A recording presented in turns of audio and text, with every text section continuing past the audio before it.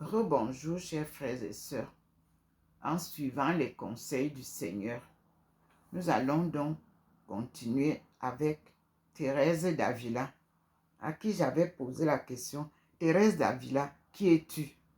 Et le Seigneur a répondu, puisque nous voyons sur les apparitions comment elle est avec nous. Et là, je viens d'ouvrir à la page 82, spontanément, où ça commence par une première clarification de l'expérience spirituelle qui fournira la suite de son récit.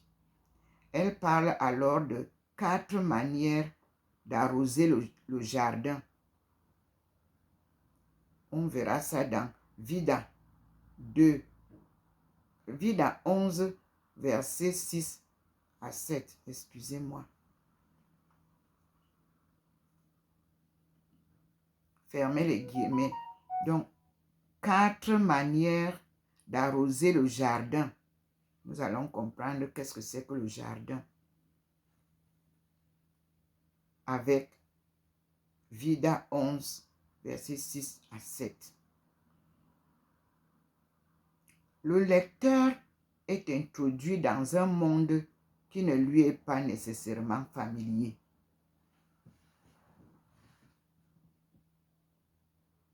Et dans lequel notre sainte elle-même n'est pas aussi à l'aise qu'elle le sera 15 ans plus tard, lors de la rédaction du château.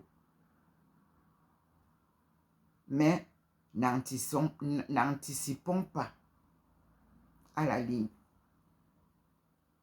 La Vida nous trace ainsi l'itinéraire spirituel de Thérèse jusqu'aux environs de 1565. Pour la suivre ultérieurement, nous avons les relations qu'elle nous a laissées. Parmi celles-ci, quelques-unes sont adressées notamment à un confesseur ou à un conseiller spirituel, comme celle que nous avons déjà signalée de 1560 à 1563. Point. Les éditeurs espagnols les ont regroupées sous le titre de Quantas, au compte rendu de conscience. Les traducteurs français ne les ont pas suivis de manière uniforme. Les autres relations figurent dans l'édition critique espagnole sous le nom de Mercedes. Les faveurs divines. Point. Ce sont des notes que Thérèse a prises sur le chaud, pourrait-on dire, concernant les événements de sa vie intérieure. Point. Ces textes couvrent les périodes de 1569 à 1572 et 1575 à 1576 et nous conduisent pour l'essentiel jusqu'à la rédaction du château. Nous avons eu une référence 3 au niveau de, je n'ai pas voulu arrêter, au niveau de les traducteurs français ne les ont pas suivis de manière uniforme. Je lis la note.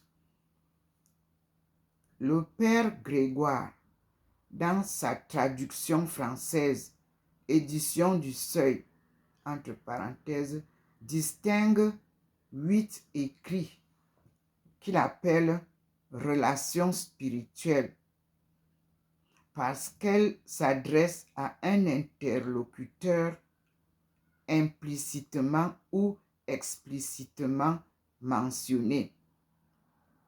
Ce sont les 6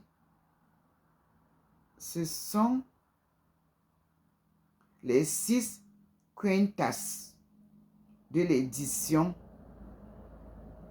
critique auxquelles il ajoute deux autres. Point.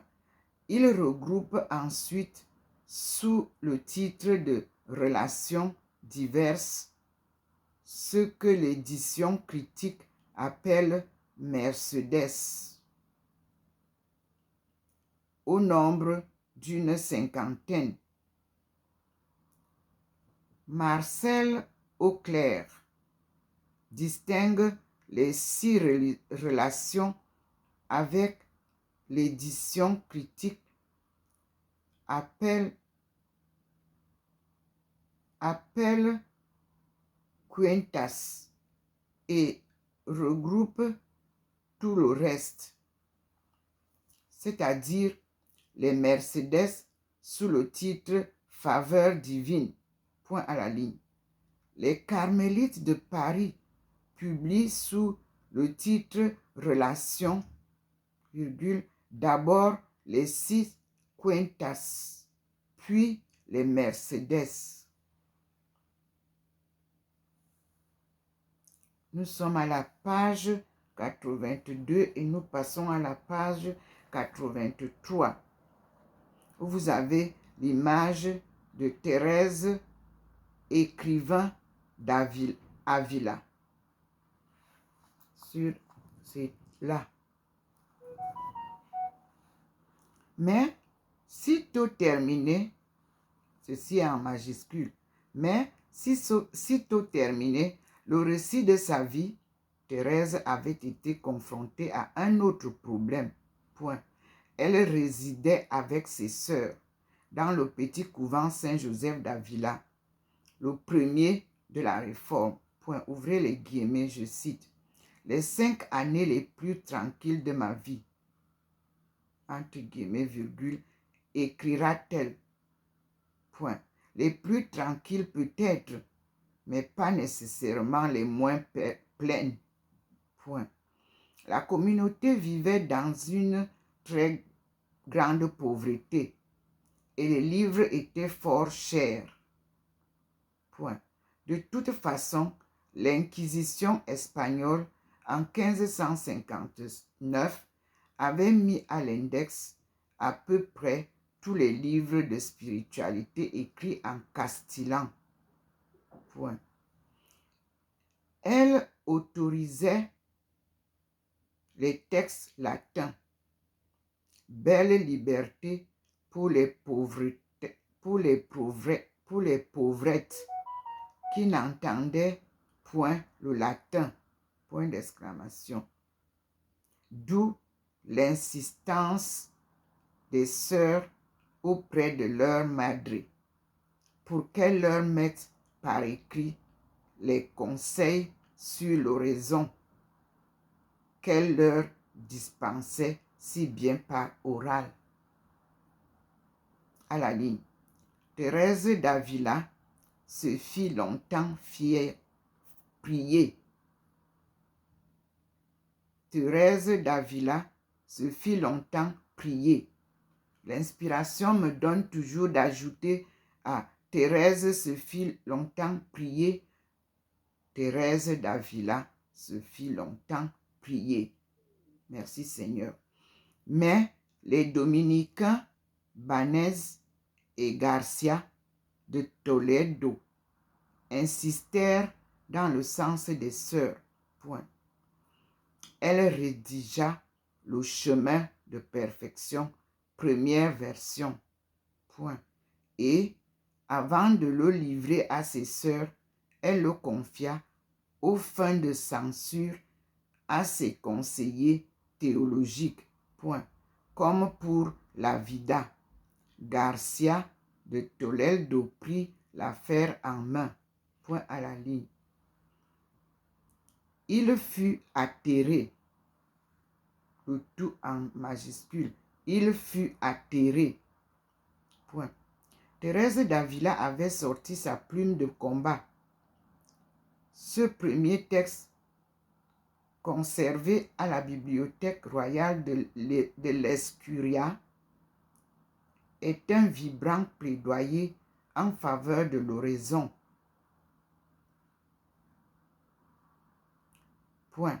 Les lettres de l'époque plus ou moins de connivence avec l'Inquisition, voyait d'un très mauvais œil les simples fidèles s'adonner à la prière personnelle. Point. Les femmes en particulier, généralement, peu instruites et aux yeux de ces mâles plus sujettes à s'égarer, étaient l'objet de leur méfiance. Contre ces contradicteurs, Thérèse d'Avila se sent une ardeur de polémiste. Elle défend le droit de tout baptiser à l'horizon et même, si Dieu l'accorde, à la contemplation infuse, point virgule, c'est-à-dire au développement intégral de la grâce baptismale. Point. Elle le fait dans un style incisif. Deux points, ouvrez les guillemets. Si quelqu'un vous dit que c'est dangereux, entre parenthèses, l'oraison, c'est-à-dire la prière, virgule, tenez-le vous-même pour un danger.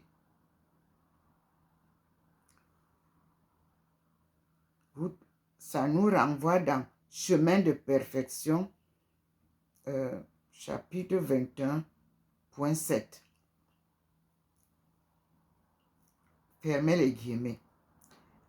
Et elle plaida pour les femmes en des termes que lui emprunteraient volontiers les féministes d'aujourd'hui. Point. Ouvrez les guillemets. Vous n'êtes pas un ingrat, virgule, vous, Seigneur. Point. Vous n'avez pas méprisé les femmes, virgule. Vous leur avez témoigné bonté et compréhension, et vous avez trouvé près d'elles autant de générosité et plus de foi que chez les hommes. Point. Est-il vrai, Seigneur, que vous nous refuserez ce que nous vous demandons? Point d'interrogation. Je ne puis le croire de votre justice. Vous êtes un juste juge, vous, et non pas comme ceux de la terre. Point. Étant fils d'Adam, car en fin de compte, ce sont tous les hommes, il n'est vertu de femme qu'ils ne tiennent pour suspect. Point. Mais un jour viendra où l'on verra ce qu'ils valent, virgule, tous tant qu'ils sont. Point. Quand je considère notre époque, je ne tiens pas pour du tout juste que l'on recuse certaines vertus pour la seule raison qu'on les trouva dans un cœur de femme. 5. Ces chemins de perfection. Voilà qui, de fait, ne manque pas de piquant. Je vais lire la référence. Là où c'est écrit pour la seule raison qu'on les trouva dans un cœur de femme. La version nous donne une référence 5. Le titre c'est Chemin de perfection, donc 9 et 7. Donc, je cite. Manuscrit de l'Escurial. Point. Quand cette dernière précision n'est pas donnée, il s'agit toujours du texte du Carmel de Valladolid. Point. Le passage a été rayé par Sainte Thérèse d'Avila qui n'en a gardé dans le texte de Valladolid qu'une allusion atténuée. Point.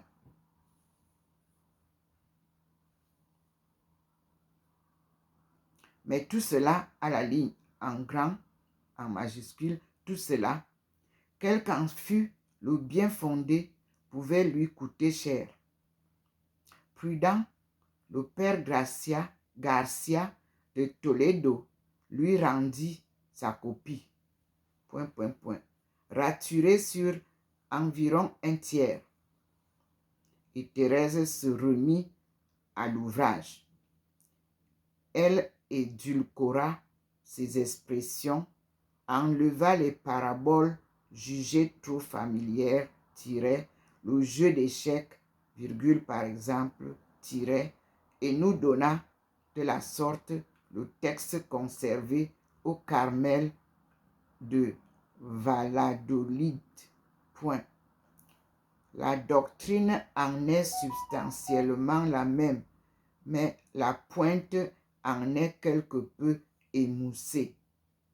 Nous avons ici, à la page, la cellule de Thérèse d'Avila au couvent Saint-Joseph d'Avila. Photo D.R. Nous continuons à la ligne. Grâce à Dieu, là en grand. Nous disposons désormais de 2 manuscrits autographes. Point. Car si les ratures du père Garcia de Toledo avaient longtemps caché une partie du premier écrit, on avait pu déjà, vers la fin du siècle dernier, au moyen de procédés photographiques, déchiffrer ce qui était demeuré illisible. Point. À l'heure actuelle, il n'est plus besoin de recourir à ces techniques. Point. Car l'encre de la madre, fabriquée à la maison par pauvreté, a mieux tenu que celle du savant dominicain. Point. Les parties raturées sont devenues lisibles, ce qui a permis la publication du texte conservé à l'Escurial. Point à la ligne. Maintenant, nous passons à un autre paragraphe. Le chemin de perfection, en grand, en majuscule si vous voulez, est le livre pédagogique de Thérèse d'Avila. Point. Avant d'exposer sa manière d'oraison, c'est-à-dire la prière, elle explique l'intuition qui a présidé à la fondation de ces couvents. Point. Ouvrez les guillemets. Le monde est en feu. Fermez les guillemets, l'Église est en guerre contre les forces du mal. Elle pense au malheur de la France, en proie aux guerres de religion. Point. Il faut que, entre guillemets, je cite, les capitaines que sont les prédicateurs et les théologiens, entre guillemets, soient soutenus par de bonnes pourvoyeuses de munitions. Celles qui, dans le silence de leur cloître, s'efforcent d'atteindre à la prière continuelle. Point.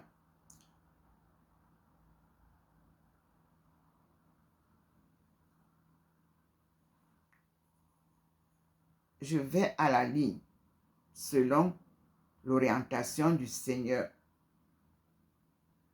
Je saute un paragraphe. Celle-ci poursuit en disant: le climat ascétique indispensable à la vie d'oraison. Point, ouvrez les guillemets, car oraison et mollesse ne vont pas ensemble. Référence 6. Chemin 4.2. Après quoi, elle livre ses conseils d'expérience sur cette oraison elle-même dans un commentaire du Pater, c'est-à-dire le Notre Père. Ouvrez les guillemets, car, dit-elle encore, si l'on veut vous ôter vos livres, je vais vous en donner un. Le Pater et l'Ave suffisent. Et ceux-là, on ne pourra pas vous les enlever. Point d'exclamation, c'est le chemin 21, 2 à 3. Thérèse d'Avila travaillera son texte, tout ça en majuscule, virgule, le corrigeant, y ajoutant jusque vers les années 1572. Point. Elle est alors prieure à l'Incarnation et les couvents qu'elle a déjà fondés sont au nombre de 7. Point. Elle a dû, de ce fait, rédiger des constitutions, virgule, en 1562, puis des instructions sur la manière de visiter les couvents. Point. Les deux écrits codifient en quelque sorte la doctrine contenue dans le chemin. Point. C'est aussi l'époque où elle écrit les pensées sur l'amour de Dieu dont on a parlé, point virgule. Et sans doute aussi ces 17 exclamations composées pour la plupart après la communion, point, à la ligne.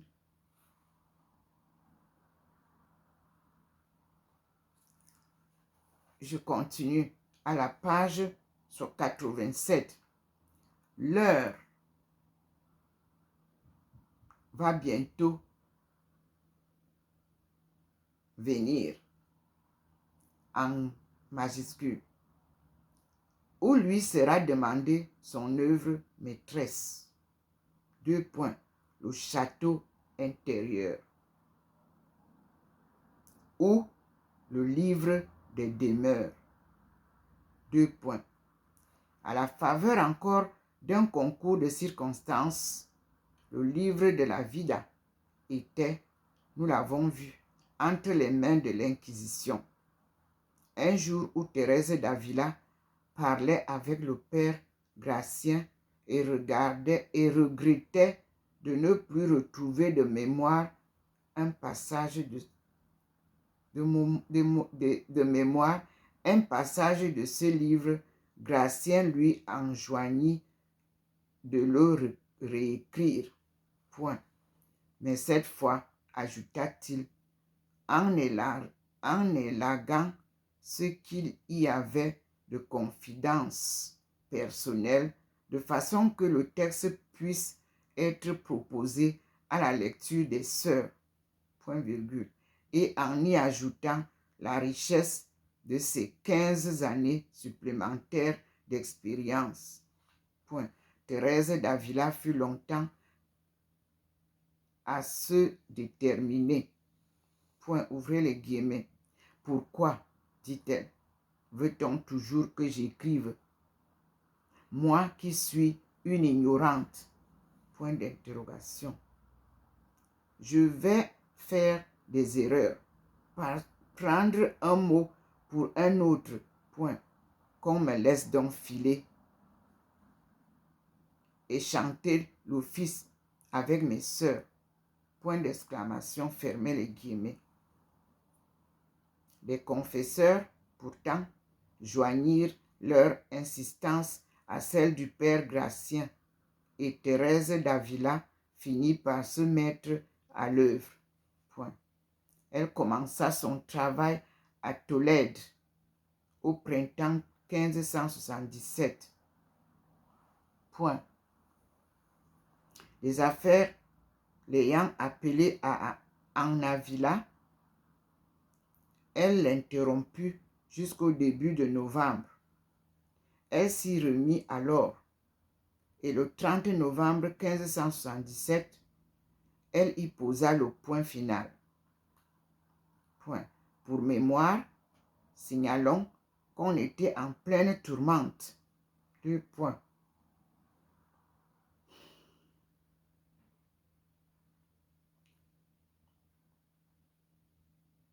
Le conflit avec les chaussées en était à son paroxysme.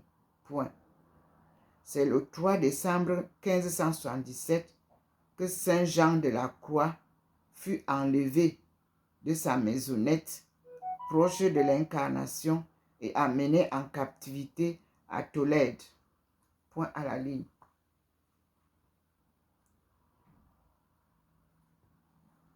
Nous reviendrons longuement sur cet ouvrage. Nous reviendrons longuement en majuscule sur cet ouvrage.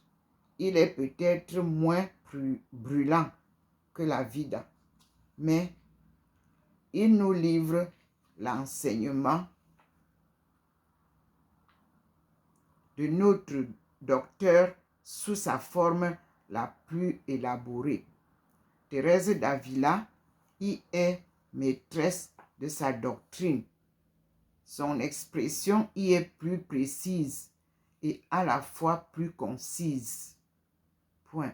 Elle-même l'affirme dans une lettre au père jésuite Gaspard de Salazar. Point. 2 points, ouvrez les guillemets. Les joyaux y sont moins apparents, mais la qualité de l'or y est plus fine. Point, fermez les guillemets. Vous trouverez ça dans la lecture de la lettre du 7 décembre 1577 ou 1577. Je continue la lecture selon le Seigneur. À partir de sa propre expérience, notre sainte balise les voies de la vie spirituelle. Le château a fait école en matière de spiritualité.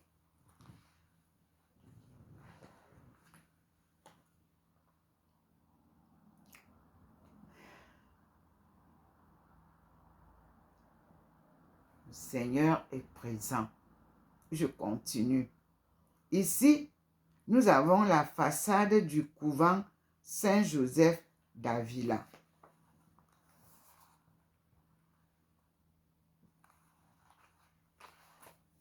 Et je lis à la page 88, nous continuons la lecture.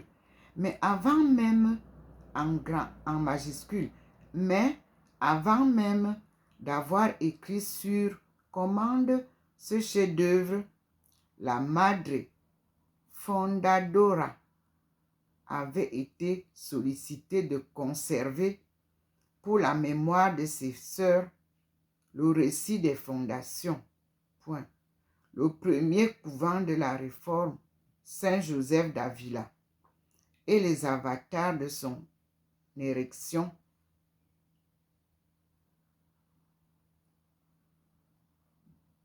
avaient rempli plusieurs chapitres de la Vida. Point. Mais après 1567, Thérèse d'Avila se trouva engagée dans la grande aventure des fondations. 2 points. Auberge, virgule, nuit blanche et mauvais chemin, virgule, sans compter les rencontres de toutes sortes constituent une véritable épopée, tantôt tragique, tantôt comique, jamais banale. Point.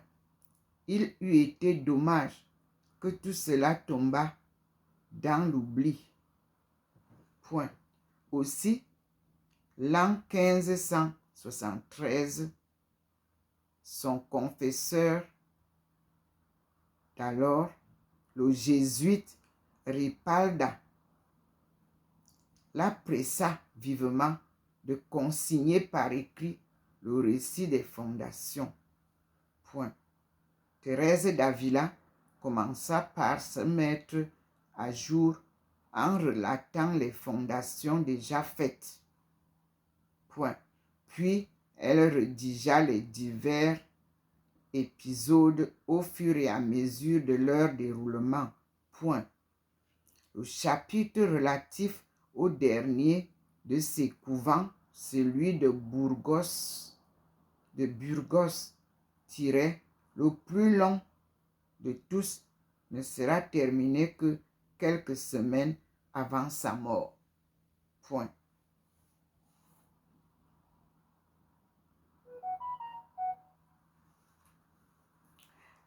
Si l'on veut pénétrer progressivement en majuscule dans l'œuvre de Sainte Thérèse de Jésus, appelée aussi Thérèse d'Avila, le livre des fondations fournit une bonne voie d'accès. Point. Tout au long de ces chapitres, on se familiarise avec la personnalité de l'auteur qu'on voit vivre. Point. Passionnant comme un roman d'aventure, l'ouvrage met en scène hauts dignitaires, ecclésiastiques et méletiers, grandes dames et commerçants, religieux de tous ordres, postulantes, novices, carmélites déchaussés. Point. Il faut lire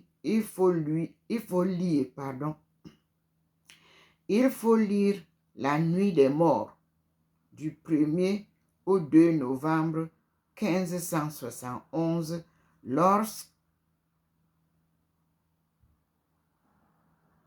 Qu'est-ce que j'ai dit? On a dit certains passages sont de véritables morceaux d'anthologie.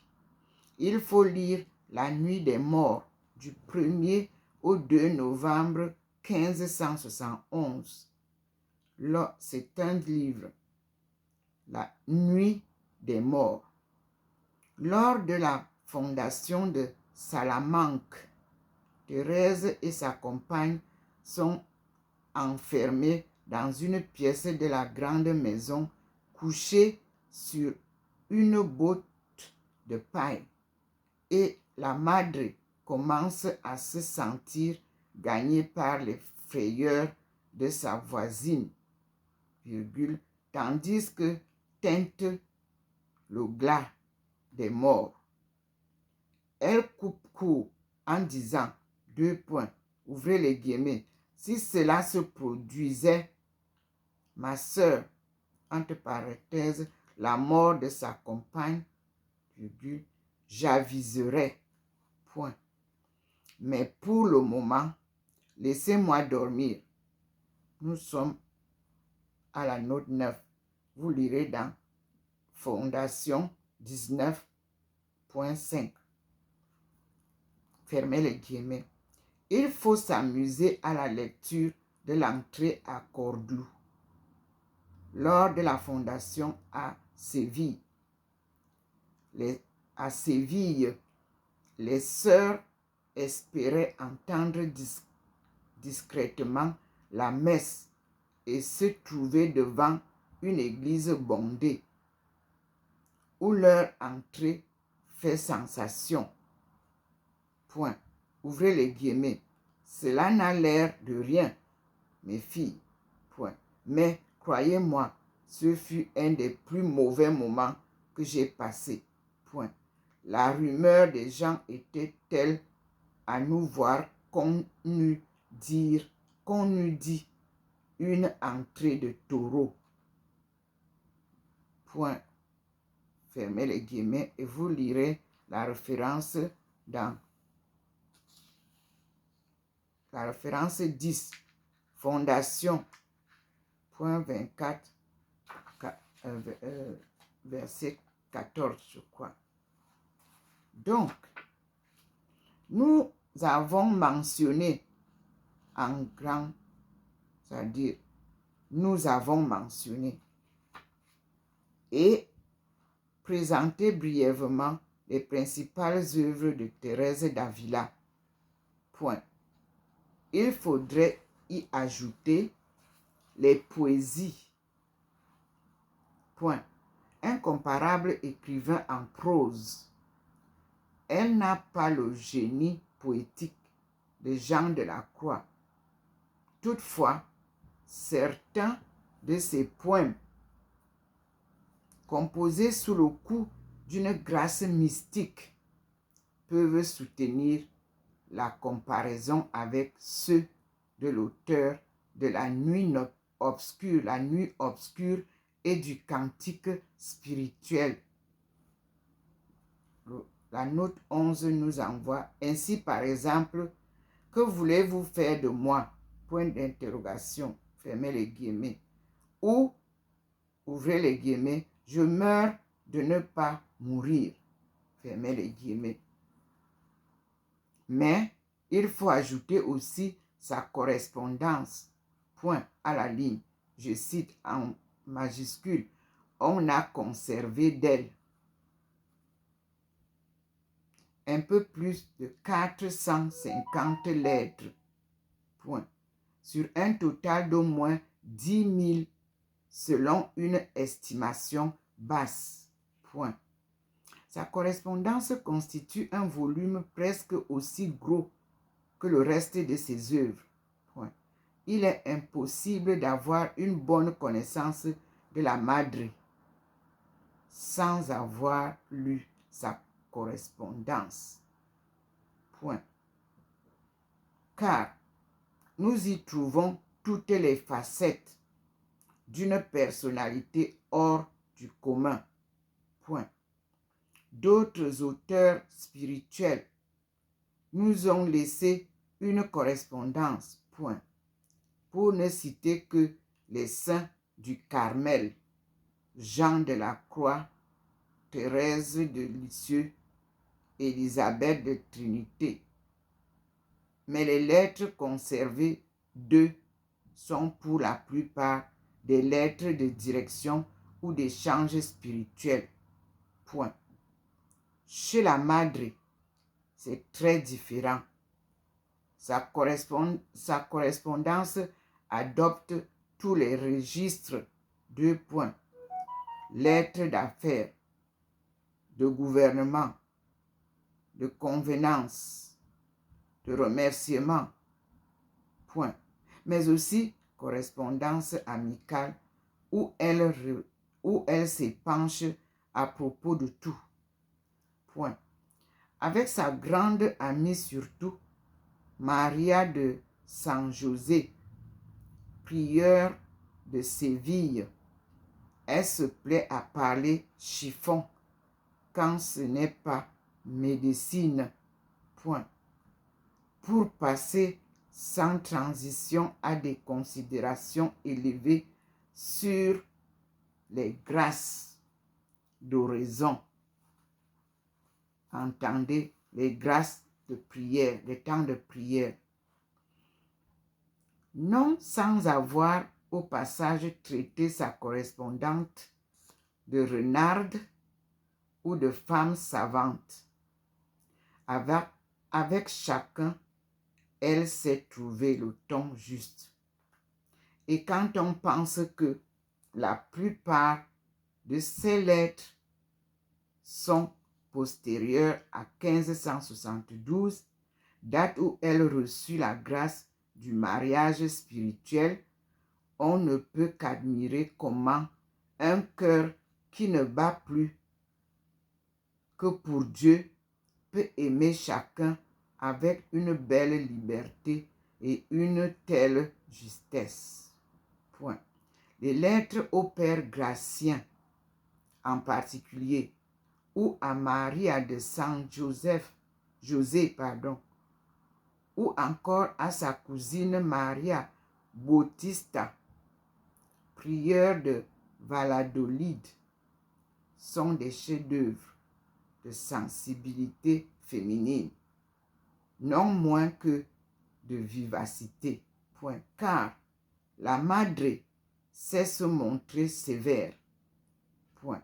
On lui trouve aussi des partialités, des colères, des engouements. Point. Rien d'une sainte aux airs de statut sans défaut. Point. De plus, sa correspondance s'adressant à toutes sortes de gens, on y trouve un tableau très vivant de la société de son temps. 2 points. Depuis le roi jusqu'aux humbles personnages qui l'ont assisté lors de ses fondations. Point. À la ligne. Tel est donc, en majuscule, évoqué par les sommets, l'œuvre qui a valu à notre auteur le titre de docteur de l'Église. Point. D'aucuns contesteront peut-être ce titre. Thérèse d'Avila n'est ni Augustin, ni Basile, ni Chrysostome, ni Jérôme. Point. Encore moins Thomas d'Aquin, Bonaventure ou Bonaventure. Point. Son œuvre n'est même pas doctrinale. Son œuvre n'est même pas doctrinale, à la manière des ouvrages où son fils et père de son ami Jean de la Croix commente les poésies qu'il a composées. Point. Elle n'est pas allée à l'université. Point.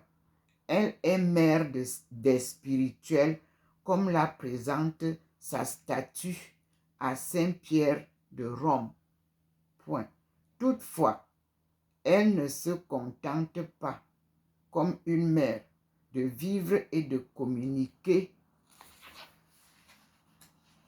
la vie à quelque sorte par osmose, mais elle délivre un enseignement qui, pour être purement évangélique, n'en est pas moins original et instaure une tradition spirituelle. Ici, à cette page 92, nous avons Thérèse d'Avila, écrivain Zurbarine, je crois que c'est le dessinateur, du XIIe siècle, à Madrid, Cosa Petro Léon, photo DR. Et vous verrez qu'il y a une colombe sur sa tête. Ce que j'ai reçu pendant certaines publications. J'espère que Facebook ou Amazon, ou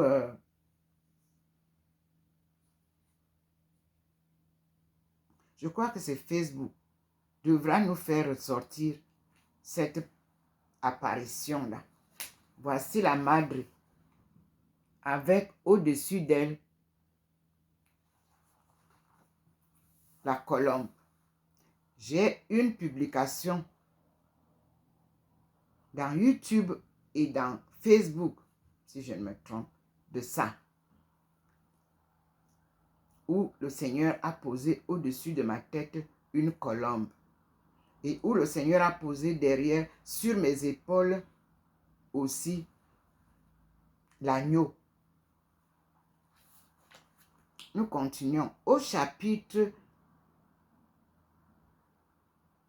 16 de la Vida. Au chapitre 16, c'est en majuscule, de la Vida. Elle distingue 3 sortes de grâces, dont chacune est une partie nécessaire du charisme d'enseignement spirituel. Le charisme d'enseignement spirituel. Je reprends. Au chapitre 16, de la vida.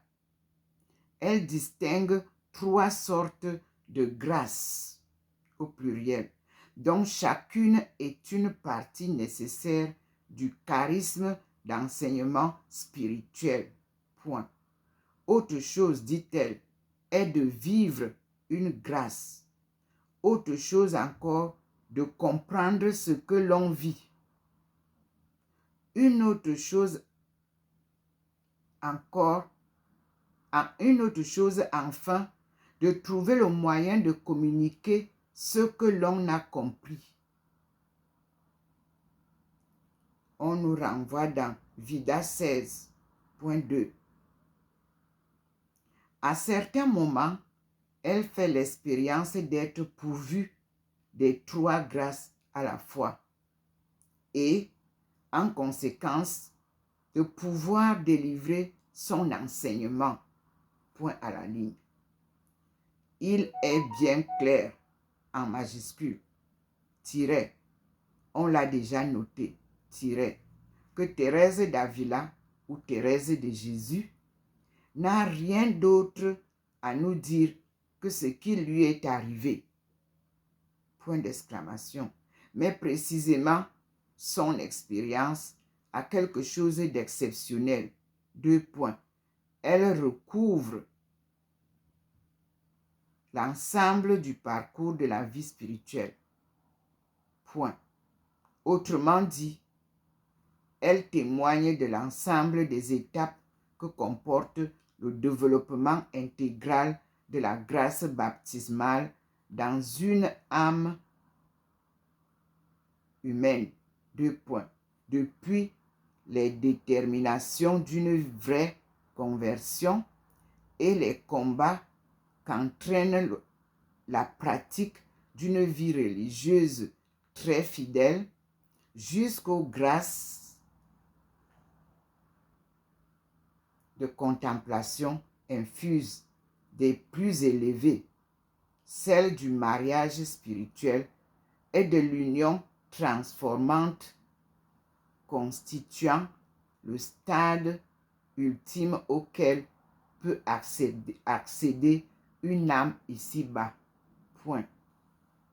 En même temps, les lumières reçues en accompagnement de ces grâces s'étendent sur l'ensemble du donné révélé tel qu'il était livré à son époque dans la prédication et l'enseignement de l'Église. 2 points. Le Dieu créateur, la Trinité sainte, la présence du Christ et celle de l'Esprit dans la vie de l'homme, les splendeurs de la grâce, les fins dernières, tout y passe véritablement. Point à la ligne. Nous sommes à la page 93. Encore faut-il, en majuscule, avoir une certaine intelligence de ces réalités. Point. En dépit de son absence de connaissances techniques dans le domaine de la théologie, Thérèse de Jésus n'en est pas dépourvue. Il s'en faut. Grande liseuse, esprit exigeant, elle cherche à comprendre. Point. Et surtout, elle ne craint pas de questionner ceux qui savent les doctes, comme elle dit.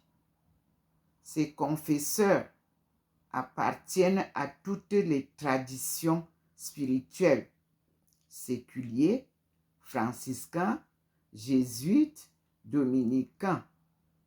Toutefois, ces consulteurs théologiques appartiennent presque tous à l'ordre des prêcheurs. Point.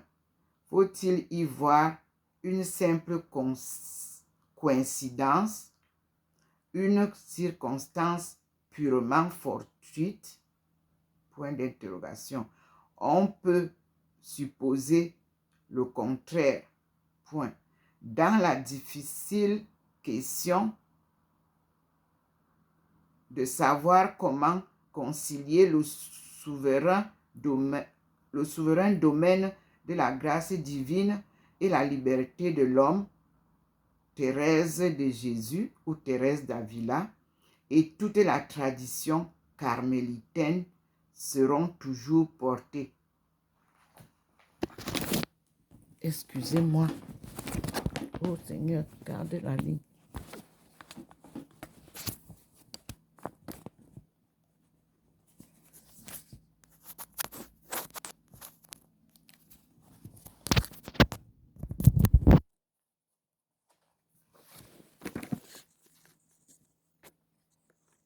Excusez-moi, le jus, c'est un peu affaibli. C'est pour ça que je remets là. Pour terminer, je suis juste là.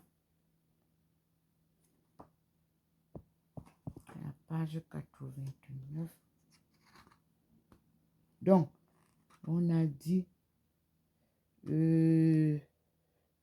quoi qu'en soit ce point qui peut être discuté, notre sainte fait appel aux ressources humaines du savoir, quitte à tenir tête à ces théologiens quand elle sent qu'ils se trompent.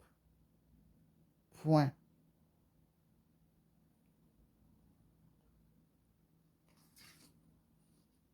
Nous pouvons d'abord nous arrêter ça. Là, à la page 93. Parce que la batterie est faible. Et nous continuerons après. Nous avons parcouru déjà l'essentiel d'un enseignement que le Seigneur me donne pour que je comprenne à partir de l'exemple de Thérèse d'Avila comment je vais amorcer ma marche. Et je dis merci au Seigneur. J'espère qu'il va vous faire la faveur que vous le voyez, parce qu'il a commencé à verser déjà les bénédictions sur ma tête. Et prenez vous aussi ces bénédictions-là pour vous.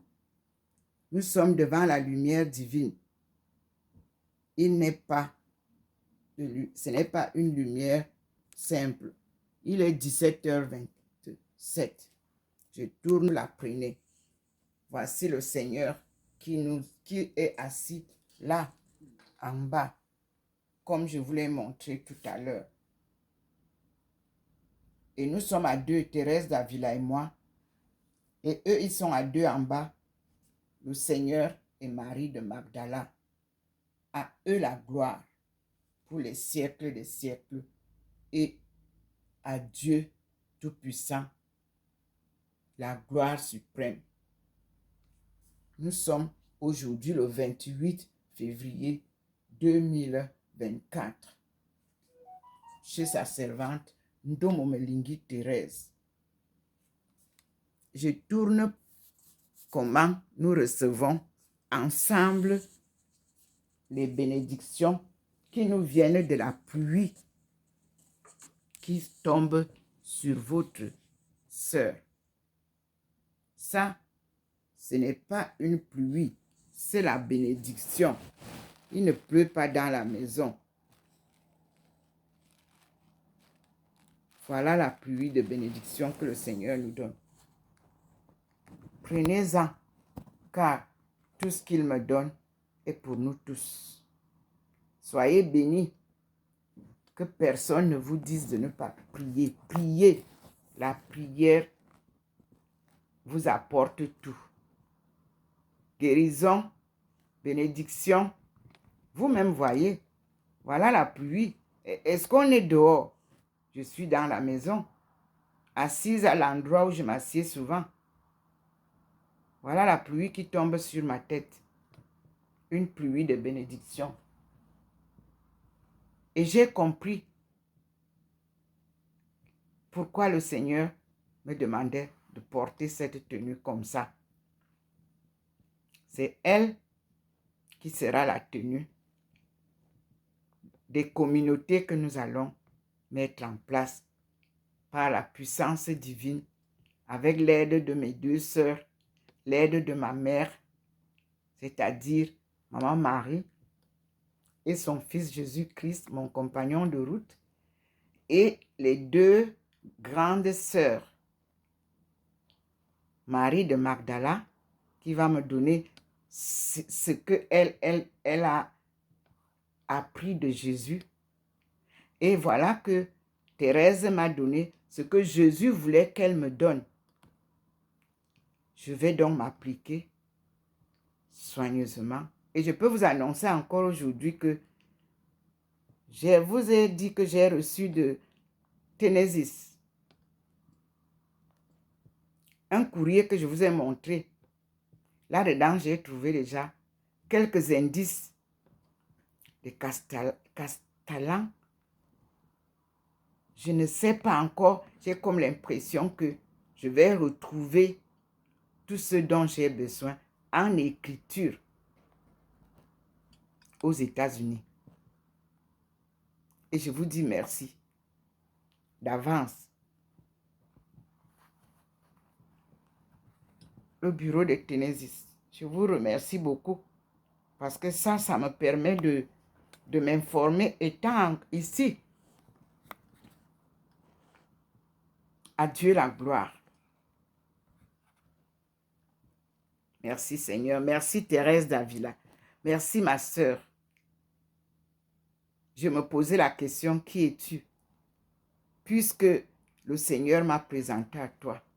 Mais on me parlait d'une autre Thérèse. Et le Seigneur a insisté pendant tout mon parcours de me présenter Thérèse d'Avila. C'est elle, le docteur de l'Église, avec qui nous allons cheminer pour remettre l'évangile de Jésus-Christ en route. Il vient lui-même le rétablir. Merci Seigneur. Passez une très bonne nuit. Prenez cette bénédiction et je m'arrête là. Et je vous dis que Dieu vous bénisse, qu'il vous comble de grâce. N'ayez pas peur. La peur, c'est ça qui vous fait fuir sans voir qu'est-ce qui vient derrière. Restez serein. Tout ira bien.